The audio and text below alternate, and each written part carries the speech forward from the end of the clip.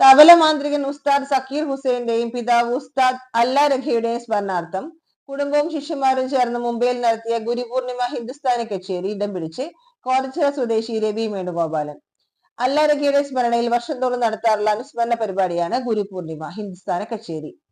ദിവസം മുഴുവൻ നീണ്ടു നിൽക്കുന്ന സംഗീത പരിപാടിയിൽ എല്ലാ വർഷവും ലോകത്തെ മുൻനിര സംഗീതജ്ഞരാണ് അദ്ദേഹത്തിന് ആദരവർപ്പിക്കാൻ പരിപാടി അവതരിപ്പിക്കാറുള്ളത്.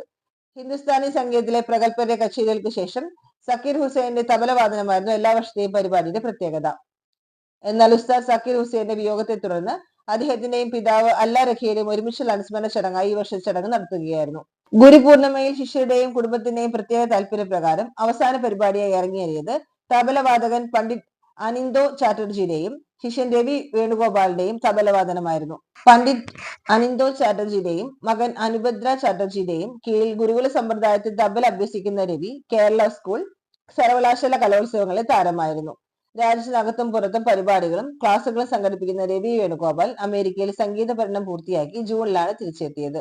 കോട്ടച്ചിറ ചോരത്ത് വാര്യത്ത് പരേതനായ കെ വി വേണുഗോപാലിന്റെയും സുനിതയുടെയും മകനാണ്.